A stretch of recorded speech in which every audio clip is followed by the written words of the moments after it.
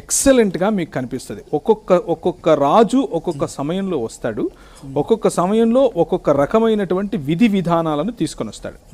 రాజు ఎన్నో మాదీయుడకు దర్యావేషు వస్తాడు, శూరుడకు ఒక రాజు పుడతాడు, రాజు అయిన తర్వాత వాడు ఏం చేస్తాడు, దక్షిణ దేశపు రాజు వస్తాడు, వాడే విధంగా పరిపాలిస్తాడు. ఇంకొక వంశములో ఇంకొక రాజు పుడతాడు, ఇచ్చకపు మాటలు చెప్తాడు. దక్షిణ దేశపు రాజుకు వాడికి సరిపోకుండా ఎలా ఉంటుంది, ఉత్తర దేశపు రాజు ఎలా వస్తాడు. ఇలా చాలా మంది రాజుల యొక్క ఒక లిస్ట్ 11వ అధ్యాయం మొత్తం చెప్తాడు.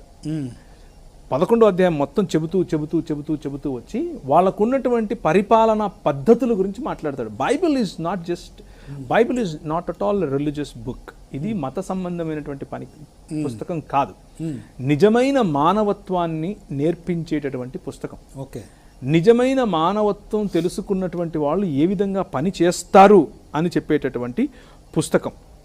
సో ఇలా రాజులు వస్తూ పోతూ ఉంటే వారి మధ్యలో తమ దేవుని ఎరిగిన వారు బలము కలిగి గొప్ప కార్యాలు చేస్తారు అన్నటువంటి మాటను మధ్యలో ఇరికిస్తాడు. దానియేలు గ్రంథం 11వ అధ్యాయంలో సమయం దొరికినప్పుడు మీరు ఇంట్లో చదువుకోండి. ఒక్కొక్క సమయంలో ఒక్కొక్క రాజు వస్తాడు, వాడి యొక్క పద్ధతి ద్వారా ప్రపంచాలను ఏల్తాడు. ఇప్పుడు ఒక రాజు వచ్చాడు మనకు, వాళ్ళ పద్ధతుల ద్వారా ఈ దేశాన్ని ఏలే ప్రయత్నం చేస్తున్నారు. అయితే అందరు రాజులు, దక్షిణ దేశపు రాజు, ఉత్తర దేశపు రాజు, ఇంకో రాజు, ఫలానా రాజు, ఢిమ్కానా రాజు, దర్యావేషు, ఆడికి ముందు అష్టహస్త, తర్వాత ఆడిగుంటే ముందు ఆడి పేరు మన బబులోనుకు రాజు అయినటువంటి వీళ్ళందరూ కూడా ఏమనుకున్నారు అని అంటే, నేను శాశ్వతం అనుకున్నారు, నా చట్టాలు శాశ్వతం అనుకున్నారు. అవి ఏవి చట్టాలు శాశ్వతం కాదు. దానియేలు గ్రంథం చెప్పే మాట ఏంటంటే ఒకే ఒక్కటి శాశ్వతం. ఈ క్రిస్మస్ శుభ సందర్భంగా మీకందరికీ చెప్పదలుచుకున్నటువంటి శుభ వర్తమానం ఏంటి అని అంటే, నా దేవుడు ఏలుతున్నాడు అన్నమాట మర్చిపోవద్దు.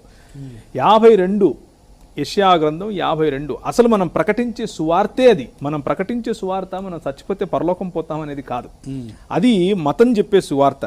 మనం చెప్పే సువార్త ఏంటి, క్రైస్తవ భావజాలంలో ఉన్నటువంటి సువార్త ఏంటి అని అంటే, యెషయా గ్రంథం 52వ అధ్యాయం చూడండి. ఎవరైనా సరే మీ దగ్గర అవకాశం ఉంటే కన్నా, దేవుడైన యెహోవా ఏలుతున్నాడు అని చెప్పటమే సువార్త.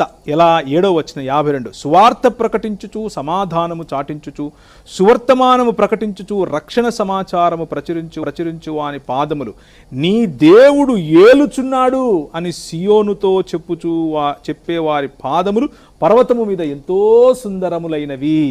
ఆ ఏలే దేవుడు